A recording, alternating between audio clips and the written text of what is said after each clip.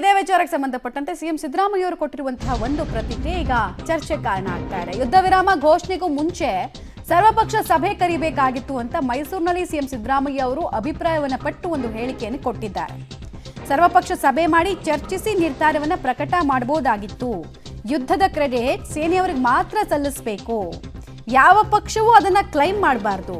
ಡಿಜಿಎಂಒಗಳ ಸಭೆಯಲ್ಲಿ ಏನಾಗಲಿದೆ ನೋಡೋಣ ಅಂತ ಸಿಎಂ ಸಿದ್ದರಾಮಯ್ಯ ಅವರು ಹೇಳ್ತಾ ಇದ್ದಾರೆ. ಯುದ್ಧದ ಕ್ರೆಡಿಟ್ ಸೇನೆಯವ್ರಿಗೆ ಸಲ್ಲಬೇಕಂತೆ. ಹಾಗಾದ್ರೆ 1971 ವಾರ್ನ ಕ್ರೆಡಿಟು ಸೇನೆಯವರಿಗೆ ಸಲ್ಲಬೇಕು, ಇಂದಿರಾ ಗಾಂಧಿ ಅವರಿಗೆ ಯಾಕೆ ಸಲ್ಲಬೇಕು ಅಲ್ವಾ? ಸಿಎಂ ಅವರ ಮಾತಿನ ಅರ್ಥ ಇದು. ಮೊದಲ ಅಂತ ನೀವು ಹೇಳಿದಾಗ ಯುದ್ಧ ಬೇಡ ಅಂತ ಹೇಳಿದಾಗ ಎಲ್ಲರೂ ಮುಗಿಬೇಡ ಟ್ರೈ ಮಾಡಿದ್ರು. ಯಾವ್ದೋ ಪಕ್ಕದ ದೇಶದವ್ರು ಹೇಳಿದಾಗ ಸುಮ್ಮನೆ ನಾನು ಅದ್ರ ಬಗ್ಗೆ ಮಾತಾಡಲ್ಲ.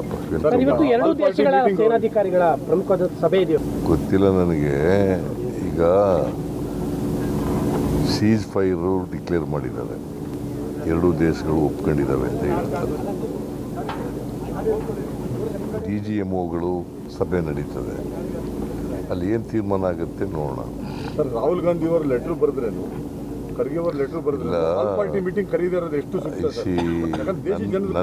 ನನ್ನ ಪ್ರಕಾರ ಅವರು ಆಲ್ ಪಾರ್ಟಿ ಮೀಟಿಂಗು ಕರಿಬೇಕಾಗಿತ್ತು. ಬಿಫೋರ್ ದಿ ಸೀಸ್ ಫೈರ್ ಮಾಡೋಕ್ಕೆ ಮುಂಚಿತವಾಗಿ ಆಲ್ ಪಾರ್ಟಿ ಮೀಟಿಂಗು ಕರಿಬೇಕಾಗಿತ್ತು. ಜೊತೆಗೆ ಪಾರ್ಲಿಮೆಂಟ್ನು ಕೂಡ ಕರಿಬೇಕು.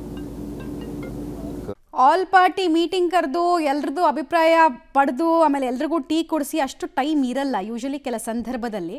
ಸೊ ಹೀಗಾಗಿ ಕೆಲ ಡಿಸಿಷನ್ಸನ್ನು ತೊಗೊಂಡಿರ್ತಾರೆ. ಅದು ಮುಂದಕ್ಕೆ ಏನಕ್ಕೆ ಅಂತ ಗೊತ್ತಾಗತ್ತೆ. ಈ ಕೆಲವ್ರಿಗೆ ಅಸಮಾಧಾನ ಇದೆ, ಹಾಗಂತ ಕ್ರೆಡಿಟ್ ವಿಚಾರದಲ್ಲಿ ಹೇಳಿದಂತಹ ವಿಚಾರ ಎಲ್ರಿಗೂ ಅಪ್ಲೈ ಆದರೆ ಒಳ್ಳೆಯದು ಅಂತ.